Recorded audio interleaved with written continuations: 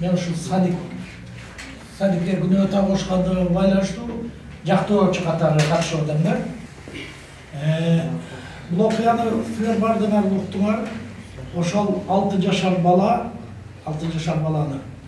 ошо ограждениеден секирип түшүп, ошо биринчи жолу ошол көрсөтүп атат, жана бомж деп айттыңар азыр.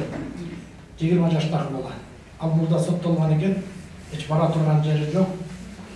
Ошол садикке түшүп, кирип, садиктин ичине анан баланы көтөрүп чыгып, тамак жеп аткан жеринен. Ушу бир жомоктогудай эле болуп атат да, анан алып чыгып, территорияга барып, попытка жасап, кайрап келип отургузуп коюп, анан бала тамакты жеп, кайра ушундай 2-3 күндөн билинип атат да. Бул сомнительный биринчиден. Экинчиден ал 20 жаштагы бомж кармалганга чейин дагы бирөө кармалган. Ал дагы мойнуна алып келген, бул дагы мойнуна алып атат. Бирок кече дагы бирөө камады. Үчүнчүсү белгисиз болуп атат да, же ушу мойундарына коюш үчүн бир кандай пыткалар жасашып атат. Алар боюнча дагы арыз жазып койдук. Ушул садиктин 4 охраннигин тең уруп атышат да, угулар ростун балдары. Конечно, уруп атса телесный повреждение болуптур, кантип урду десем, ичиме урду, жагына чапты, ушундай дешип атат. Бардыгын уктупчу. Эми бу жерде бул баланын атасы ким экенин мен айтпай эле коеюн, силер билесиңер, жашыруусу сыр бойдон калсын. Ош шаардык прокуратурасында иштейт экен бир туугандары, баланын бир жакын туугандары. Милиция, Ош шаардык милициясы, ошол прокуратура менен чогуу иштешип атат. Ошон үчүн мен бүгүн кече отвод келтиргем шаардык милицияга. Бирөө межрегионалдык управлениеге бербейсиңерби?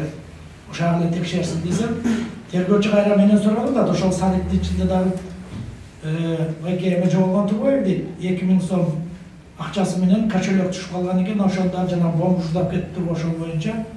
Бирок бул жана жоголгон кошелекту айтып атат ээси, жок мен тиги маршруткада урдатканмын.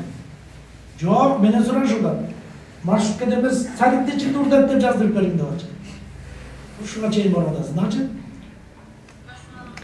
ошол мен отводумду кандырбайбы, пока белгисиз убакыт бар дагы. Күнөө жаап атат деген ойда айтайын деп келдиңиз. Охранага 4-төн уруп атат да, ошол же мойнуңар каласыңар деп атат, ошо бирөөнү жасагансын. Аз балдар милицияда Жок, аларды сурап, жана экспертизадан өткөрүшүп, 4-төө тең эле бошто. Дагы ошол бирөөнү камап атат да, пока белгисиз. Садикте 4 охрана иштечү беле. Ал 3 охрана эркек кишилер, 1 охрана аял киши. Аял кишини ошол деп атабыз. Жок, аял кишини бираз оскорблять этишкен экен, ал боюнча арыз бар. Камактан ачосу ошондо. Камакта болгон жок, алар кечке ошо милицияда жүрүшөт. сиз кантип ойлойсуз? Бул болобу деп ойлойсузбу? Жок, бул болушу мүмкүн, бирок садикте болгон жакта бул окуя. Болушу мүмкүн, себеби эксперт. Жок, ал далилдеген жок. Попытка болду деп жатат. Вот именно садикте болду деп садик алып келишип атат аларчы. Садикке кире албайт да, мындай дерезени көрсөтүп атат, биринчи эшик. Эми мен ойлойм бул сыртта, бул садикте сыртта көчөдө болуп калышы мүмкүн. Өзүнүн үй жакын ойноп жүргөн жерде болуп калышы мүмкүн. Эгерде ошондой болуп турган болсо, бала ошондон эле ыйлап садикке барсаңар, мына телевидение көтөрүп алып. Ал жерде мүмкүн эмес. Сөзсүз же кароо же бир мында отурган адамдын бирөөсү залда болуш керек. 6 жашар баланы сүйлөп, суроолорго жооп берип калган бала болот. Ал биринчи ошол жанагы бомжду көрсөткөн экен. Анан кийин ал мойнуна алып, болду мен жасадым деп алганда, белки дагы бир үчүнчүсүн көрсөтүп турасыз. Ошол кечинде камалып атат. Ошол көрсөтмөсү боюнча биринчиси кармалганда аны дагы ошончо кармашып кое берип атат. 4 охрананы уруп атышат. Анан келип туруп бомжга ошол жерде үйрөтүп аткан себеби буларды катыштырбай туруп, кайсы биринчи күнү неме көрсөтүп атат бомж. Милициялар менен эле, өзү тергөөчүлөр менен. Булар катышпайт. Бирөөсү да катышкан жок. Катыштырган жок. Катыштырган жок. Айтпастан кечке мал барып киргизип, каерде болгонсуң, мына жерде каерден көтөрүп кетип, бизде катышыш керек беле бирөө. Бул бабаны доказ этип атат. Камералардан үчүн коёт. Мына бул жигит айтып атпайбы, охрананын начальниги. Анан кийин тергөө жүрүп атат деп атат. Бирок тергөө бираз мыйзамды бир жактуу, ана сторону карап атат да. Себеби мен ошон үчүн отвод келтирдим жактан. Алар ушул телевизорден пайдаланып айтып коеюн, ушул көрүп туруп ушунча элди карап туруп эле башка тергөө өткөрүп беришет. Мурабат берсе, ушунда мыйзам негизинде каралма. Сиз Азыр бир жактуу карашат. өтүнүч келтирдиңизби? Келтирдим, аны өзүмүн убактысы бар, же жок, же бар деп жазуу жүзүндө беришет. Кеңирээк токтолуп кетсем, ошол күнү эртең менен иш жумушума кадимкидей келип, бардык тайпаларды көзөмөлдөп, биздин иш жумушубуз менен жамааттын иш жумушу кадимкидей эле өтүп, бир жакшы ийгиликтүү бүтүп мен үйгө жеткенмин. Эми негизи бала бир жума келген эмес бакчага. Анан келип понедельник, вторник күнү келген, бала кадимкидей ойноп, бала бакчада жакшына болуп, апасы алып келип, апасы алып кетип, ошол күнүмдүк режим боюнча болгон бул окуя. Андан кийин бул биздин тарапка коюлуп аткан айып боюнча среда күнү келип, бизге ушундай болду, ушундай өтө оор ойго келбеген бир ишти бизге айыптоо менен келип бизге эме кылган ата-эне.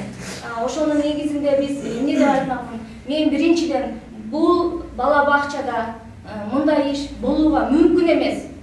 Даже болгон эмес. Мен кесе айта алам. Себеби биринчиден бизде канча жылдан бери иштешкен Батыр Секьюрити деген охранный агентстводан бизде адам отурат. Ким киргенин, чыкканын көзөмөлдөп, эки баланы жетелеп чыгып кетип аткан болсо, бул ким деп сөзсүз айтып деп сураган агентство айланып, бала бакчаны даже айланып күнүгө кыдырып турат. Экинчиден, урматтуу журналисттер, телекөрүүчүлөр, экинчиден биздин бала бакчанын тарбиячысынын да иш ошол күнү иш ордунда отуруп, кереги кечке баланы бир дагы көзөмөлсүз калтырып бир жакка чыккан эмес. Анан үчүнчүдөн видео көзөмөлдөрүбүз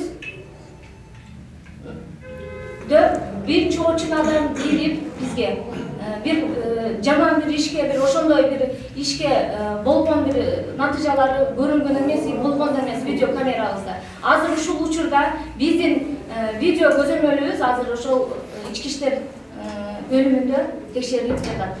Кудай кааласа, бул тастыкталбаган маалымат болуп атат, ар кандай версиялар болуп атат. Кудай кааласа, менин бала бакчамда мындай иш болбогондугун мен тастыктап айта алам. Бала канча жылдан бери келет? Бала 2 жаштан баштап келет. Азыр канча жашта? 6 жашта. Канча бала? 250. Жекеменчик бала бар, бала да мен ойлойм ошондук. Эми кайсыл жерде мындай иш болбогондо болуш керек деп ойлойм. Аябай ата-энеси менен жакшы мамиле болот. Себеби булардын чоң баласы дагы бизден бүтүп, биз менен тыгыз байрагышта ушу садикти жаккан үчүн, садикта өздөрүнүн укугуна толгон үчүн бизге экинчи баласын алып келген. 2 жаштан келген бала, азыр ал бала 6 жашта. Даже на музыкальные занятия ходил, танцевал, прыгал, играл с детьми, на улицу пошли вечером. Мама сама здорового ребенка забрала вечером. Сама мама пришла, у меня с рук забрала здорового ребенка. Я с группы никуда не ходил. Мы все время сейчас, погода вот какая, мы на улицу мало выходим. До обеда выходим где-то на 45 минут, а после обеда уже в 5 вышли. Мама где-то через 20 минут вот пришла, забрала. На следующий день тоже пришел папа, сам забрал, ребенок опять себя вел хорошо, занимался. Если бы с ребенком что-то было, бы он целый день бы не сидел. И он бы мне сразу сказал, у нас дети сразу говорят нам. Они подходят, даже в туалет, если они хотят, они приходят, отпрашивают. Чужой зайдет, они сразу говорят, Фатима Рафиковна, зашли. Они все говорят.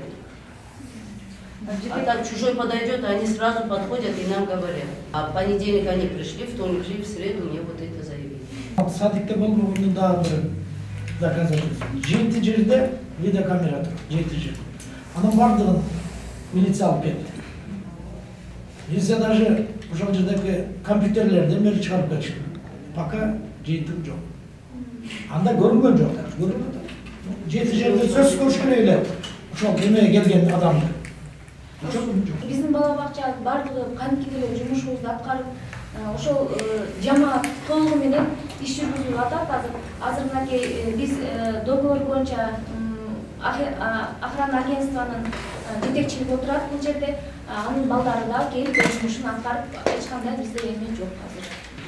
Батыр Секурдин деген охрана агентствонун Түштүк аймагы боюнча жетекчиси болот.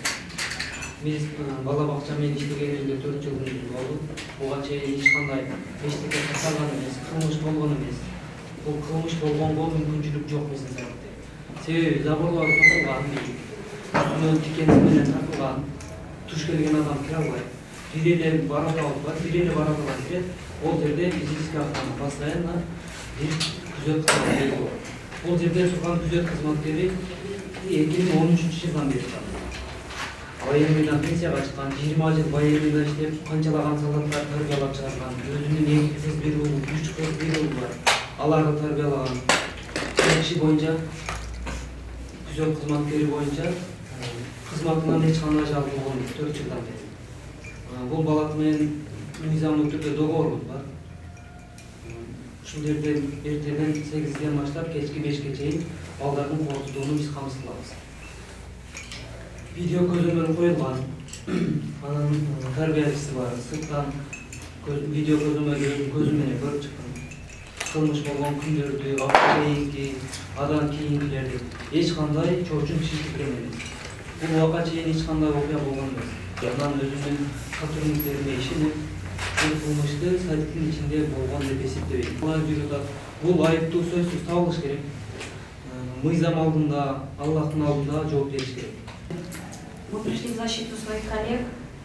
Уважаемые, мы здесь все сидим первым делом, мы мамы, мы все родители. Все, что произошло в нашем городе, это страшно и больно. И еще больнее от того, что тень упала на наш детский сад. Мы все педагоги с большим стажем работы. Мы никогда с этим не сталкивались. Это действительно очень страшно и неприятно. Я думаю, что поддержат нас все коллеги всего детского сада, всех детских садов. И мы можем уверенно сказать, детский сад – это не просто организация, это большой живой мир, это как большой муравейник. У нас в детском саду постоянно какие-то движения. Утром родители, дети, потом бесконечно дети гуляют все. На улице, на территории, тем более в этот осенний период, у нас постоянно проходит уборка территории. Мало того, что работает у нас наш дворник, то у него выходят другие сотрудники в помощь. Территория садика у нас постоянно с людьми. Просто так какой-то человек прийти с улицы и совершить такое, это невозможно. Территория всего садика по всему периметру просматривается у нас полностью везде видеонаблюдение. Внутри помещения полностью у нас видео. Чтобы какой-то посторонний человек пришел и смог совершить такое, это невозможно. Просто придите к нам в садик и убедитесь. У нас постоянно на улице какие-то люди. Даже любой уголок детского сада мы можем просмотреть. Везде у нас люди ходят. И прийти просто так, где показывают эту комнату, это невозможно. Мы просим тоже в рамках закона разобраться с этим, поставить все точки, чтобы мы смогли вернуть доверие своим родителям.